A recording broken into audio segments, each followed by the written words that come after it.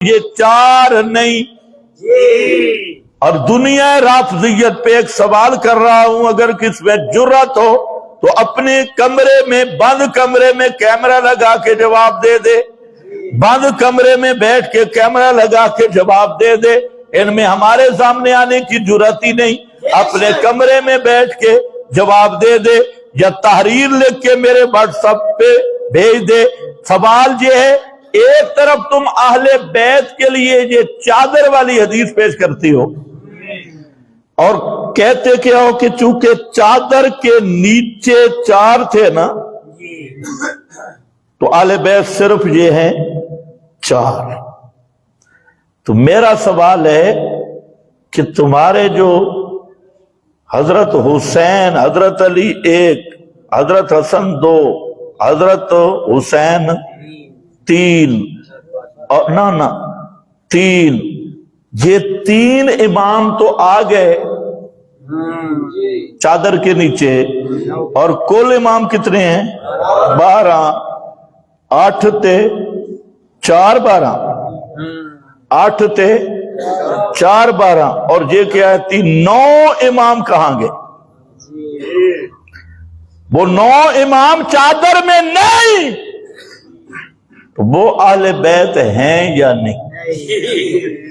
کیونکہ تم نے دھوکہ کیا دیا کہ اہل بیت صرف وہ ہیں جو چادر کے نیچے آئے، دھوکہ یہ دیا۔ ہم کہتے ہیں وہ بھی اہل بیت ہیں، لیکن وہ بھی اہل بیت ہیں جن کو قرآن نے اہل بیت کہا ہے، اور جن کے مرتبہ کی پیغمبر نے دعا کی۔ یہ بات سمجھو، ٹائم تو اوپر ہو گیا لیکن سمجھو، مختصر سی بات ہے۔ اور روافض کا دعویٰ یہ ہے کہ اہل بیت صرف وہ ہیں جو چادر کے نیچے ہیں۔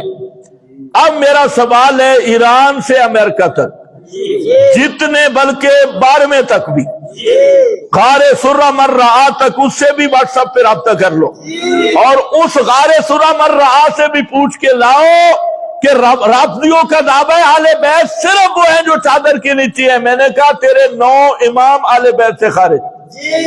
اگر 9 امام چادر کے نیچے نہیں اور پھر بھی اہل بیت مانتا ہے، معلوم ہوتا ہے چادر والا حسر نہیں ہے، چادر میں حسر نہیں۔ یہ دعویٰ باطل ہو گیا کہ اہل بیت صرف وہ ہیں جو چادر کے نیچے تھے۔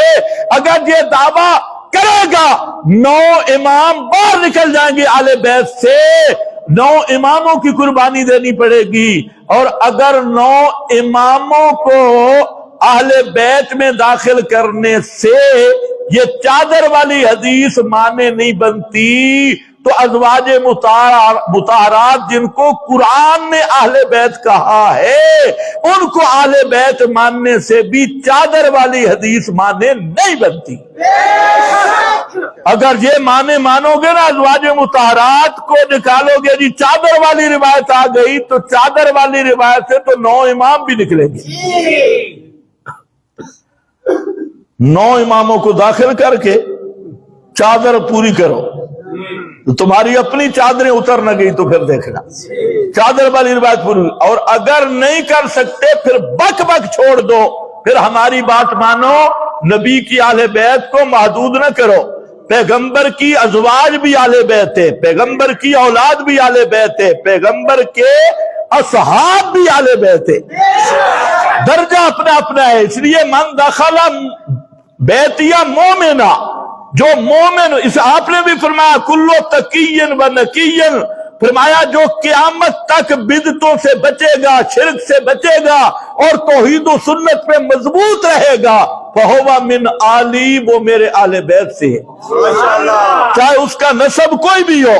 تو 3 قسم کے اہل بیت ہیں، ازواج، اولاد، اصحاب۔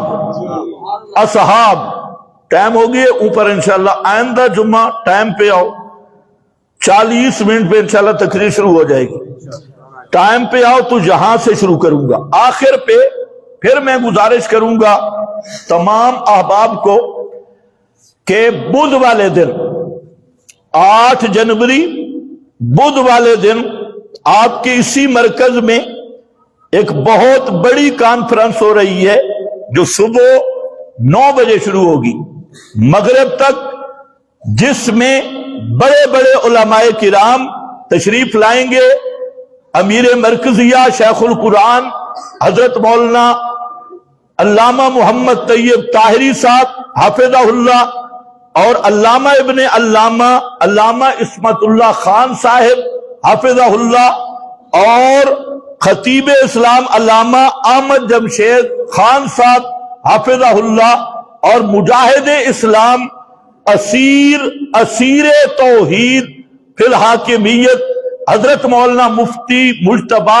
عامر صاحب حافظہ اللہ، اور مناظر اسلام حضرت مولانا مفتی محمد عثمان صاحب حافظہ اللہ، اور ہمارے پنجاب کے امیر اشاعت حضرت مولانا شیخ الحدیث فرید احمد صاحب حقانی حافظہ اللہ، اور بھی علماء بہت سارے ہیں، وہ سب تشریف لے آ رہے ہیں۔ تو آپ نے دعوت بھی دینی ہے، اور آپ جتنے یہاں سن رہے ہیں یہ چھٹی کر کے مہربانی کر کے آپ نے 9 بجے سے پہلے جہاں پہنچنا ہے، پہنچیں گے، بس ایک دن رخصت لے لو، چھٹی لے لو، اور اپنے مرکز کے ساتھ وابستگی کا یہ اظہار ضروری ہے، اور اکیلا نہیں آنا، دعوت دو۔ ہر جگہ پہ جو میڈیا والے ساتھی ہیں وہ میڈیا پہ دعوت دیں، جو ویسے دکانوں والوں دوسرے تیسرے سب کو دعوت دو، اور جہاں تک میری آواز پہنچے، اور جو بھی اس مرکز سے محبت کرتا ہے، محبت کرنے والا، سب سے میری یہی گزارش ہے کہ ہر جگہ پہ یہ دعوت اردا گرد جتنے ساتھی ہیں، یہاں آپ کے مرکز کا یہ سالانہ پہلا جلسہ ہو رہا ہے، اس میں آپ بھرپور شرکت کریں اور آخر تک پروگرام میں رہیں گے انشاءاللہ۔ ہاں، اس کو اپنا پروگرام سمجھ کے اور دعوت کی پوری مہم چلاؤ۔ تمہارے پاس تو توحید و سنت ہے، یہ دعوت کے لفظ پہ تو وہ بستروں والوں نے قبضہ کیا ہوا ہے، ابھی پتہ چلے نا تم دعوت دو اور ان بسترے والوں کو بھی دو۔ مرکز میں بھی ہم انشاءاللہ ساتھی بھیجیں گے، ان کو بھی دعوت دیں گے کہ ذرا ادھر آؤ، قرآن و سنت سنو۔ تو اللہ تعالیٰ سے دعا بھی کرو موسم بھی صحیح رہے۔ تو بہرحال آپ مجاہد لوگ ہیں، آپ کو موسم کی ویسے بھی پرواہ نہیں ہوتی، دعا کرتے رہیں اور ٹائم پہ تشریف لائیں۔ بآخر دعوانا الحمدللہ۔